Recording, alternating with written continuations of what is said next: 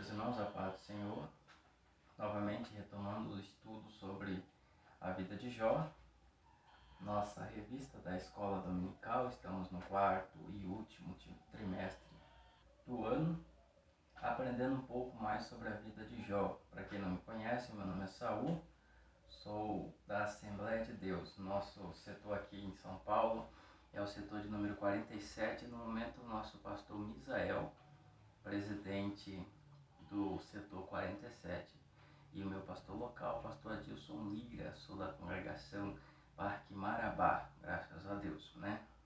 Vamos iniciar a lição de hoje, a lição de número 5, o lamento de Jó, que é a nossa lição de número 5. Aqui nós entraremos em um drama onde Jó, ele abre a boca para exclamar, expressar tudo o que estava no seu coração. Tamanha dor, tamanha tristeza, que ele, mantendo-se em silêncio por 7 dias, ele começa a colocar para fora em emoções que começam a sair através de palavras. Ele estava já cercado pelos seus 3 amigos que, chegando, estavam admirados, perplexos pela situação em que se encontrava Jó, onde antes era um homem de posses, de riquezas, um homem admirável, invejável, e hoje estava sentado em cinzas, tendo um caco de telha para lhe confortar, não tendo mais seus filhos, não tendo mais seus servos, não tendo mais sua esposa, e estava ali sozinho. Então seus amigos param e observam, e durante 7 dias ficam em silêncio, sem esboçar nenhuma reação, em demonstração de afeto, em demonstração de falar algo, de tentar já entender que eles estavam expressando alguma coisa, mas a palavra nos diz que durante 7 dias houve total silêncio. E depois desses 7 dias, Jó começa a expor as suas emoções. Nós lemos no livro de Jó que Jó ficou perturbado, ele ficou com o seu coração atormentado, sem conseguir entender a razão da sua situação atual, o porquê aquilo estava acontecendo. E aí ele inicia suas falas com 3 perguntas que fazem parte da nossa vida, da vida do ser humano. Quem pode dizer: eu nunca me perguntei qual a razão da minha existência, o porquê que eu vim ao mundo, por que eu ainda continuo, por que eu não morro, qual a razão de eu estar aqui? Jó, ele faz 3 perguntas, sendo a primeira: por que eu nasci? A segunda: por que eu não fui abortado? E a terceira: porque ainda estou vivo. São perguntas que no dia a dia aparecem no coração e na mente de muitas pessoas. Por que não falar em todos os seres humanos? Porque todo ser humano, no momento da vida, ele quer entender a razão do porquê ele está na Terra, do porquê ele está no mundo. E ainda mais quando ele está cercado de tormenta, quando ele está cercado de aflição, quando ele está cercado de tantas situações que só dá errado. Aí ele para e pensa: por quê? Qual a razão? Será que Deus me criou apenas para o sofrimento? Será que Deus me criou apenas para sofrer? Mas com Jó nós aprenderemos que o nosso propósito na terra é glorificar e exaltar o nome do Senhor. Ainda que Deus quer o nosso bem, que Deus quer que a gente seja feliz na terra. E nós aprendemos com Jó que, mesmo em meio a tanta tormenta e adversidade, ele não ousou nem por um segundo tirar sua própria vida. Ele não ousou nenhum plano arbitrário, pegar uma corda, uma faca e tentar contra a sua própria vida, nos ensinando que a vida Deus deu e é Deus quem tira. Não temos nenhuma possibilidade de nos tornar Deus tirando o que Ele nos deu, ou seja, tentar contra a sua própria vida. É algo que nós aprendemos com Jó que não devemos fazer. Que ainda que esteja difícil, nós precisamos nos manter íntegro e de pé. Porque se Deus nos quiser tirar desse mundo, é Ele e não nós. A nossa função é lutar pela vida e nos manter de pé, crendo que Deus se levantará por nós, como Ele fez na vida de Jó. Quando nós entramos no ponto 1, nós começamos a entrar na primeira pergunta. Primeira pergunta onde Jó ele faz: por que eu nasci? Diante de tanto sofrimento, ele já estava querendo não uma resposta imediata, mas ele estava querendo desabafar diante de tanta tribulação que veio sobre a sua vida em um momento só. Mas a gente vê que na própria Bíblia Sagrada, Jó não foi o único que se encontrou em um momento de profunda angústia e agonia no seu coração. Nós podemos ver o salmista, no Salmo de número 130, ele fala: das profundezas a ti clamo, ó Senhor. Das profundezas, ou seja, um homem que também estava passando por atribulações, com o coração totalmente conturbado, precisando do Senhor. E ele fala: Deus, eu clamo a ti das profundezas. A gente vê Jó que teve um clamor literal, ele estava realmente no ventre do inferno, no ventre da baleia. Ele viveu uma vida que não foi apenas o coração lá no ventre do inferno, mas ele como pessoa, ele de uma forma literal, ele esteve lá no ventre do inferno, e do ventre do inferno ele também clamou ao Senhor, e o Senhor respondeu. Nós também vemos que Jeremias, lá no capítulo 24, ele está bem aqui no capítulo 20, e o versículo 14 e 18. Ele vai dizer: Senhor, eu amaldiçoo o dia do meu nascimento. Eu amaldiçoo e que esse dia não seja bendito. Ou seja, pessoas, servas do Senhor, escolhidas pelo Senhor, mas que passaram pelo vale da sombra da morte, que tinham tudo para negar, que tinham tudo para voltar atrás, mas continuaram clamando ao Senhor. Na profundeza das situações mais difíceis, eles resolveram e optaram por clamar ao Senhor, mostrando para nós, seres humanos mortais do século XXI, que todos os dias pensamos em desistir, que desistir não pode fazer parte da vida de um cristão. Desistir não pode fazer parte de um homem que acredita em um Deus acima de todas as coisas, acima de tudo. Quando nós lemos o Salmo de número 40, o salmista ele diz: esperei com paciência no Senhor e ele se inclinou para mim, tirou-me de um lago horrível de charco e de lodo.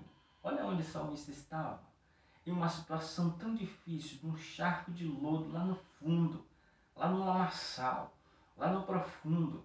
Mas o que ele fez? Ele esperou no Senhor, ele confiou no Senhor, porque a palavra do Senhor, ela nos indica um céu, uma vida após a morte. A palavra do Senhor ela nos indica um caminho para a vida eterna. E esse corpo mortal é apenas para nós sermos aprovados nele, para depois ganharmos a nossa coroa. Porque em Apocalipse diz: aquele que vencer, darei a ele a coroa da vida.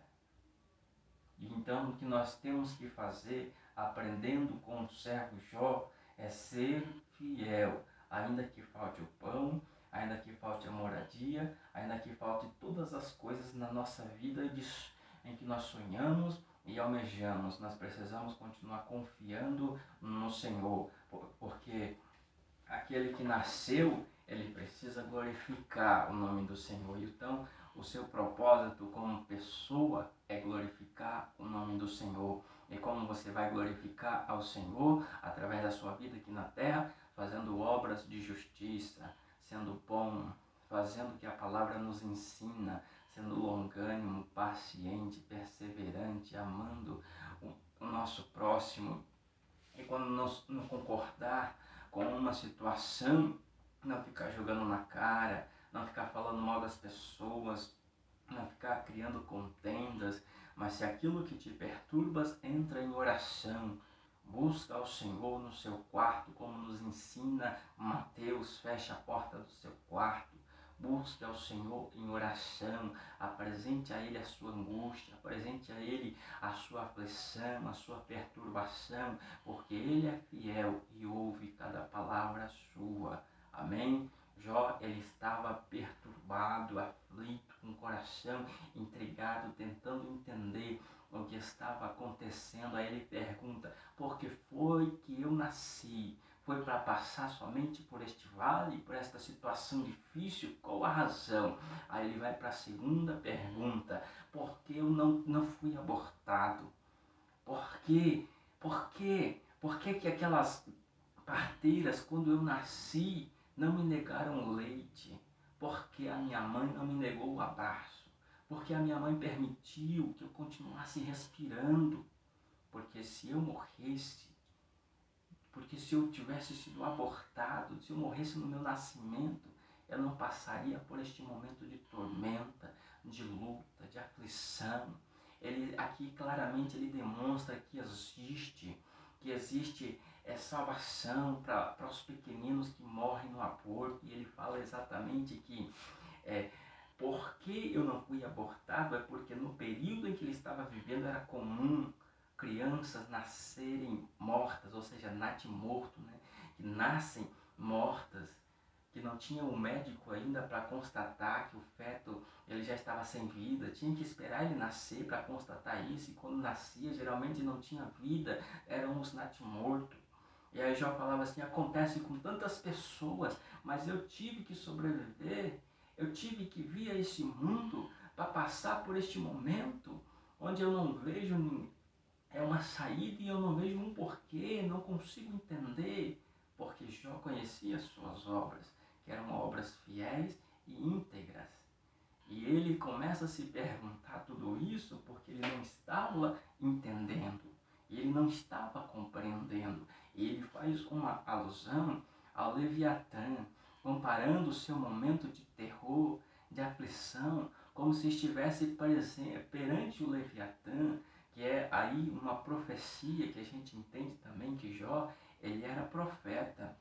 E a gente já vê uma alusão do dragão de Apocalipse, porque a gente entende que quando ele fala que até diante do Leviatã a tristeza salta de alegria, ou seja, era um pavor tremendo diante do Leviatã, que era um animal tão temido e que ninguém conseguia matar ele.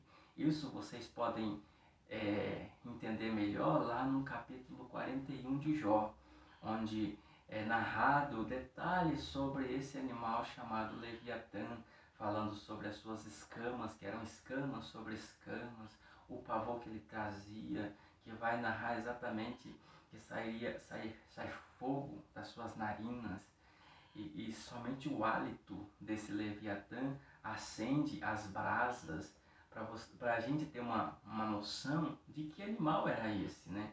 Que esse animal era um dragão que vivia nas profundezas das águas.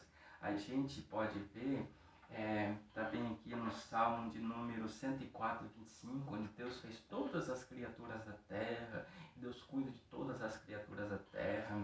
Também em Isaías no capítulo 27, o versículo 1, falando também que Deus o Senhor vai cortar, Jesus, né, vai cortar a cabeça da serpente, esse Leviatã. E esse Leviatã é uma profecia para os finais dos tempos, que o Senhor vai permitir que esse Leviatã surja, apareça, que é um dragão que vai soltar fogo. Os irmãos podem ver também lá em Apocalipse. Em Apocalipse, eu marquei aqui, capítulo 13, falando sobre as bestas que subiu da terra, a besta que também veio do mar, que é essa besta que veio do mar, com 7 cabeças e os chifres, fala desse Leviatã, significando esse Leviatã que subiu das águas. E lá em Isaías 27:1 vai dizer claramente o que é o Leviatã. Vocês, quando ler lá, vocês vão encontrar detalhadamente o Leviatã, que é uma serpente marinha, ou seja, um dragão que vive nas profundezas das águas. E ele causa tão grande temor nas pessoas, e um temor tão grande que já fala, eu comparo esse momento como se estivesse diante de um Leviatã, de um monstro tenebroso, porque esse momento que eu estou vivendo é um momento terrível, é um momento tenebroso, é um momento que eu não estou conseguindo suportar de tamanha aflição, dor. É a comparação que Jó faz diante desse animal, que é o Leviatã. Então Jó, ele vai depois para a terceira e última pergunta. E ele pergunta assim: por que eu ainda estou vivo? Qual a razão de ainda estar vivo? A primeira, porque nasci, porque não fui abortado. E a terceira, porque ainda estou vivo. Tentando entender, se eu perdi tudo, perdi minha família, perdi quem me amava, perdi a consideração dos meus amigos, perdi tudo, e eu ainda estou vivo, será que é só para ficar observando o meu fracasso? Será que é só para observar as minhas derrotas, as minhas percas? Porque nem saúde Jó tinha mais. Jó, ele tinha a sua pele descascando de tamanhas chagas, de tamanha dor e tormenta que ele estava passando. Mas Deus deu uma ordem a Satanás: não é para tocar na vida, porque a vida é minha, porque a alma é minha. E aí nós chegamos à conclusão: se você está passando por tudo isso e ainda está de pé, é porque Deus tem planos com você. Deus tem plano com o seu nome. Deus tem plano com a sua genealogia. Deus ainda quer dar continuidade através da sua vida. E aí às vezes você fica, em algum momento da sua vida, você se pergunta: Deus, por que eu nasci? Por que eu não morri? Porque eu ainda estou vivendo, eu não vejo saída, não vejo portas abertas, mas Deus tem um propósito, e Deus levanta este homem Jó, permite toda esta situação, e aí os séculos vão se passando, de repente chega o dia chamado hoje, e você se encontra na mesma situação que Jó, totalmente aflito, perturbado, e você se pergunta: Deus, por que estou vivo? Aí Deus vem, através da vida de Jó, mostrando que você está vivo, é porque ele ainda tem propósitos na sua vida. E ele quer fazer você um homem que glorifique e exalte o nome de Deus. Amém? Ainda não é hora de desistir. Ainda não é hora de dizer basta. Amém? Que Deus continue abençoando a vida dos irmãos e até a próxima aula, em nome de Jesus.